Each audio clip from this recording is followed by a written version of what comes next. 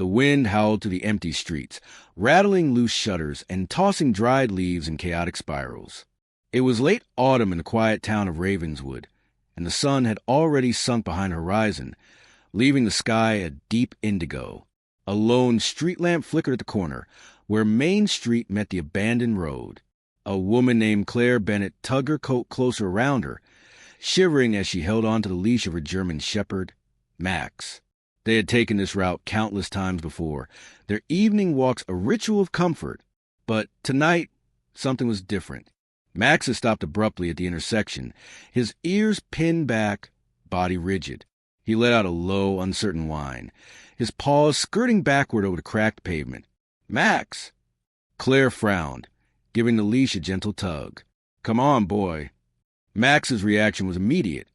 He braced himself, resisting her pull, a deep growl rising from his throat.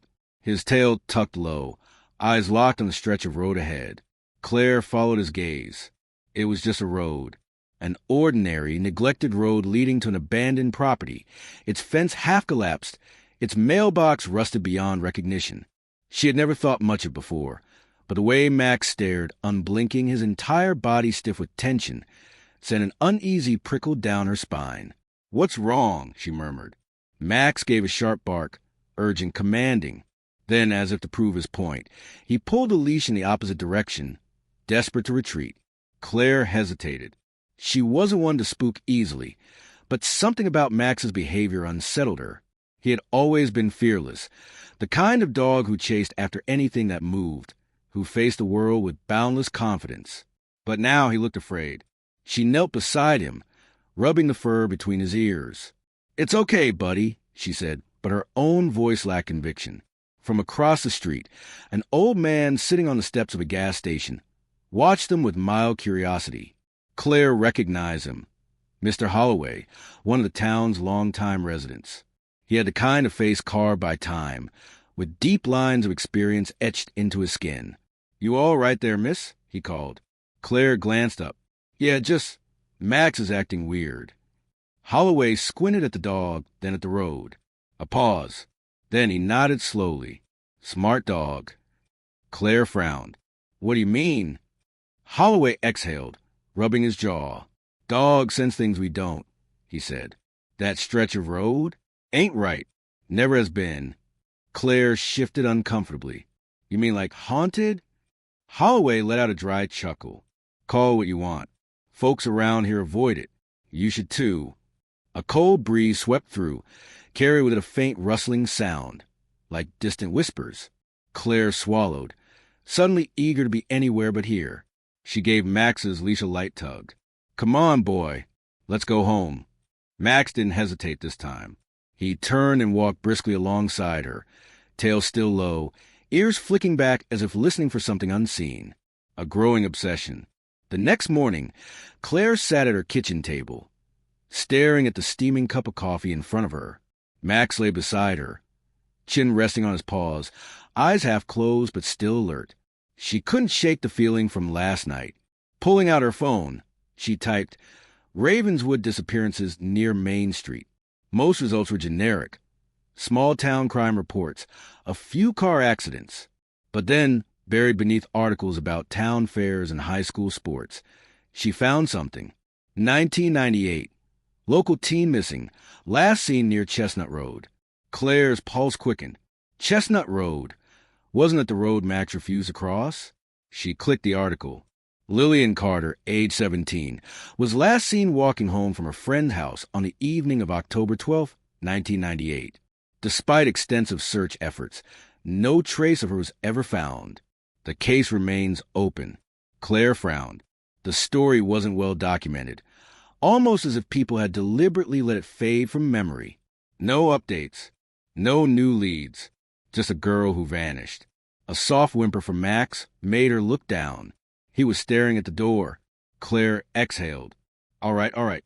Let's go." A disturbing pattern. She took Max back to the road that evening.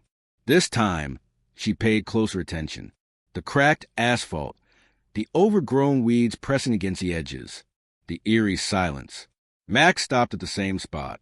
He stiffened, ears twitching. Claire crouched beside him, What is it, boy? A gust of wind kicked up leaves, sending them spiraling across the pavement.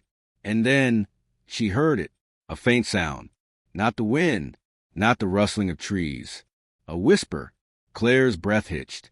She turned sharply, eyes scanning the empty road, the abandoned property beyond it. Nothing. And yet the sound remained, like a distant voice carried on the breeze. Max let out a sudden bark, sharp, insistent. He lunged backward, nearly yanking the leash from her grip. Okay, we're leaving. Claire's heart pounded as she pulled him away. As they retreated, she couldn't help but glance back. The wind had died down. The leaves had settled, but the feeling remained. Something was watching, unearthing the first clue. That night, Claire barely slept. She tossed and turned, images of the missing girl flashing through her mind. Then, at 2 a.m., Max began whining at the door. Claire groaned, rubbing her eyes. Seriously, Max? But then she saw him, standing there, his posture rigid, tail low, ears pricked toward the window. Her stomach tightened. She grabbed a flashlight, pulling on her jacket. Fine, but if this is about a squirrel, I swear. The air was colder than before. The night felt heavier. Max led her toward the same spot. And then he stopped, paws planted firmly at the edge of the road. He sniffed frantically at the ground. Claire shone her flashlight and froze. Something glinted in the dirt, a partially buried object. She knelt, brushing the loose soil away. An old, rusted locket. Her fingers trembled as she pried it open. Inside, a faded photograph of a girl stared back at her. A name was engraved along the edge. Lillian. Claire's breath caught. She turned the locket over. On the back, in faint engraving, was a date. October 12th, 1998. Her pulse pounded. That was the exact date the girl had gone missing. She sucked in a sharp breath. The wind picked up again, howling softly through the trees. Max growled low, his fur bristling.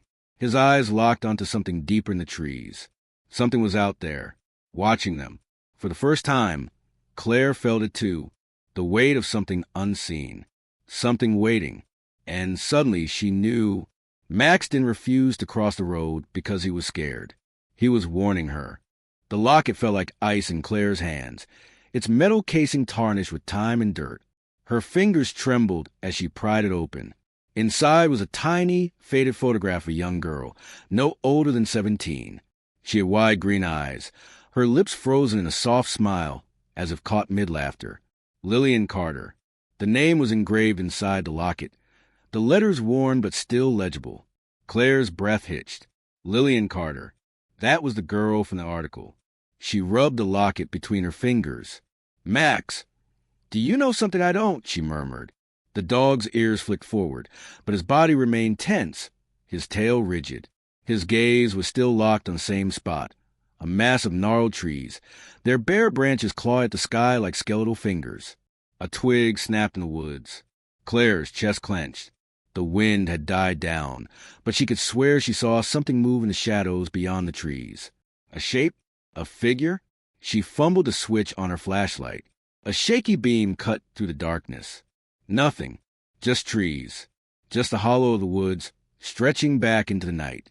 Yet, Max wouldn't budge.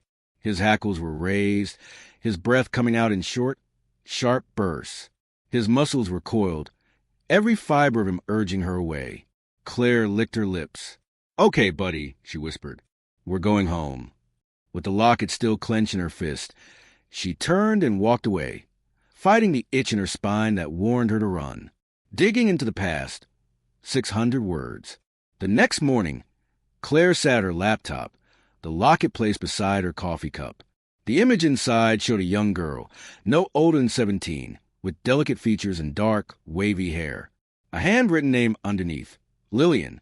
She glanced back at her laptop. Her internet search had turned up little information. Just a few brief mentions of Lillian's disappearance. Nothing substantial. Claire took another sip of coffee, then tried a different approach. Missing persons cases in Ravenswood, 1990s. Her screen flickered, then loaded a thread from an old online forum. A discussion about the ghost of Elm Street. She clicked on it. A user had posted, "Does anyone else remember the girl who went missing in '98? Lillian Carter? I used to go to school with her. Rumors said she was pregnant, but nobody ever found out what happened to her. She was supposed to meet someone that night on Elm Street, but she was never seen again. They never found a body." The words made Claire's stomach knot. She glanced down at Max, who sat at her feet, eyes fixed on her, as if he understood the significance of what she'd just read. The forum thread was old, but she scrolled through the comments, piecing together a narrative. One name kept surfacing: Daniel Holloway, a former town deputy. He had been one of the last people to see Lillian alive. Witnesses claimed they had seen the two together on the night she disappeared. But he was never charged, never even arrested. Claire grabbed her phone, dialing the only person she knew might remember. The phone rang once, twice. Then a voice, gruff, weathered by age. "This is Harold." Mr. Gas Station picked up. "Mr. Holloway, it's Claire. From last night," she said. "I found something." There was a long pause. "Let me guess." His voice dropped. "The locket." Claire's breath hitched. "You knew about it?" "I saw him that night, you know." Harold exhaled sharply, as if he'd been waiting for years to tell someone. "The man she was with? I saw them, right before she was gone." Claire gripped the phone. "Who was he?" Silence stretched. Then, in a voice just above a whisper, he said the name. Claire's stomach lurched. "That can't be right." "Oh, it's right," the old man said. "And that locket you found? It don't just have Lillian's name on it, does it?" Claire flipped it over, her heartbeat hammering. There was another name. Engraved beneath Lillian's was a second name, Jonathan Mercer. Her breath caught in her throat. She knew that name. Everyone in town did. The beloved mayor, the well-respected family man. The man who had overseen Lillian Carter's case. And the man whose house stood right at the edge of that road. The vanishing 600 words. The weight of the locket burned in her palm. Claire stared at the engraving, her pulse a frantic rhythm in her ears. "Mayor Mercer?" she murmured, disbelief coloring her tone. Max gave a small growl at the name, ears flattened against his head. Shadows lengthened as the streetlights hummed to life. Claire felt suddenly watched. She stood, glancing toward the abandoned property. It loomed in the darkness, a hulking silhouette against the twilight. Something was wrong here. Her instincts told her to run. But her gut, that unshakable journalist's intuition, urged her to stay. She glanced down at Max. "Show me." The dog hesitated. Then, with a low growl, he turned and led her toward the tree line at the edge of the property. The flashlight beam wobbled in her grip as she stepped carefully through brittle leaves. The air was thick, still. An unnatural silence had settled over the place. No crickets, no wind, just Max's tense breathing, the occasional crunch of twigs beneath his paws.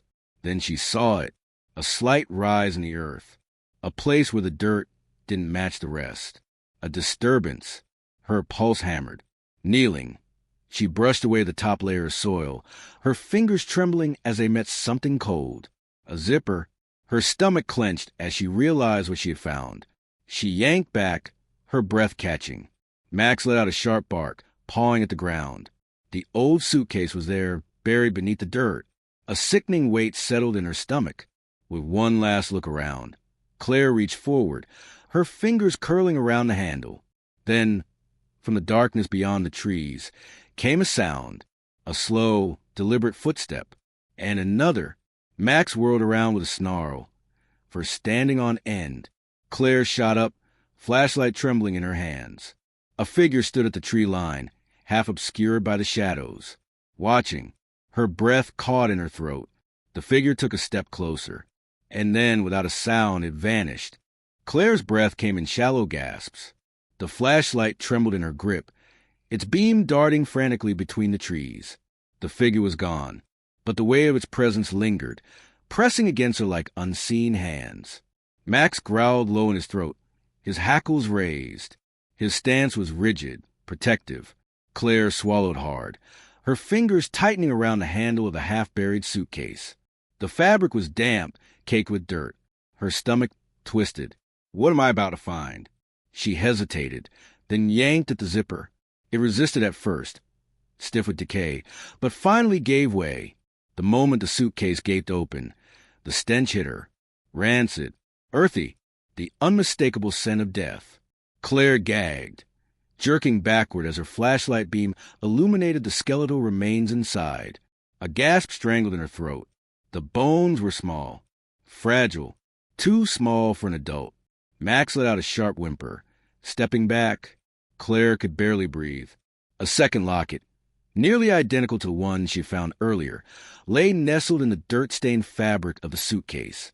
She reached in with shaking fingers and pried it open. A photograph, a girl, and a name. Lillian Carter. Claire's mind reeled.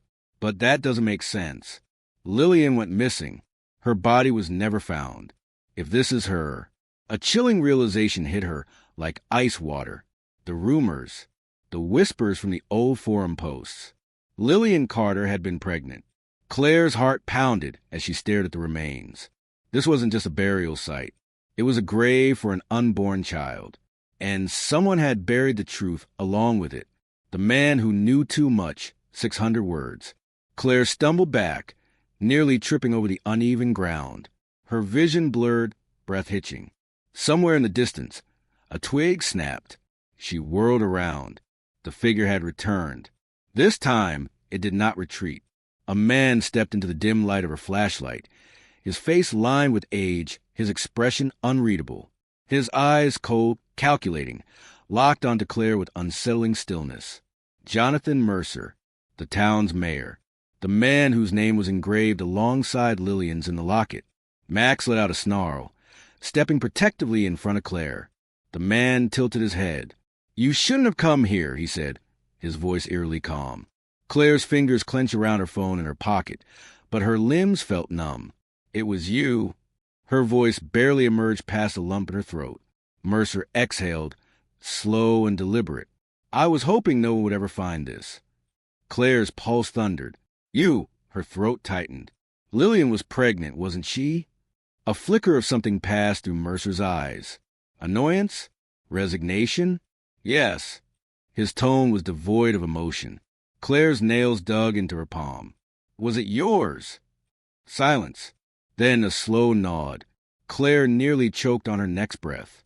"You were having an affair with a 17-year-old girl," she hissed, rage replacing her fear. "And when she got pregnant, you—" Mercer held up a hand, silencing her. "I didn't kill her," he said. "At least, not the way you think." Claire recoiled. "Then why is her child buried here?" The man exhaled, his gaze briefly flickering to the disturbed earth. His jaw tightened. "Because she tried to run." The words hit her like a slap. "She wasn't supposed to keep the baby," Mercer continued. "I had arranged for it to be taken care of. She refused. Said she was leaving town, that she'd tell everyone." Claire's stomach churned. "So you silenced her?" His lips pressed into a thin line. "She came to me that night, begging, crying, said she couldn't do it alone, that if I wouldn't help her, she'd find someone who would." His voice turned hollow. "She went into labor, right here." Claire's breath caught. "She died that night," Mercer said, his voice distant. "I didn't kill her. She bled out before I could get help." Claire's blood ran cold. "And the baby?" Mercer's gaze darkened. It was stillborn.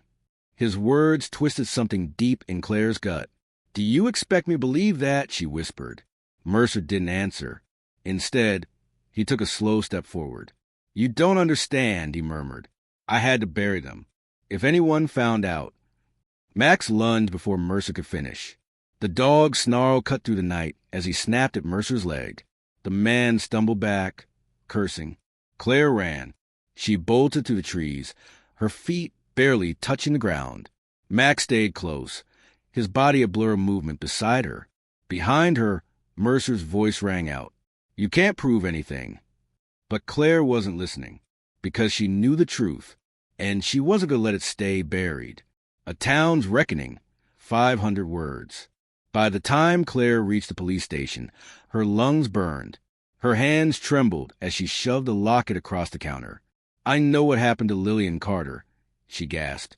An officer, a middle-aged woman with sharp eyes, picked up the locket and studied it. "Where did you find this?" Claire took a deep breath. "By the abandoned road, near Mercer's property." That got their attention. Within the hour, police swarmed the site. Mercer was arrested, and as forensic teams unearthed the rest of the remains, the truth unraveled like a slow, horrific nightmare. Not just Lillian, not just her child. Others. Bodies long forgotten. Evidence buried beneath years of silence. Mercer had done this before, and the town had looked the other way. The dog who knew. Final 400 words. A week later, Claire stood at the edge of the crime scene, watching as officials packed up the last of the evidence. The case had made national news. The mayor of Ravenswood, exposed as a serial killer. And it had all started with a dog who refused to cross a road. She knelt beside Max, scratching behind his ears. "You knew, didn't you?" Max licked her hand, tail wagging softly. Claire exhaled. If it weren't for you, she couldn't even finish the thought. The dog had sensed what no one else had. The whispers in the wind, the scent buried beneath the earth, the ghosts of those who never had a voice. And now they had justice. Claire squeezed the locket one last time before setting it down beside the fresh flowers on Lillian's new grave. The wind stirred gently, carrying the scent of autumn leaves. Somewhere in the quiet hush of the evening, Claire swore she heard a whisper, a soft, almost grateful sigh. She looked down at Max. He stared into the distance, and for the first time since that night, his tail wagged freely as they walked away. The end.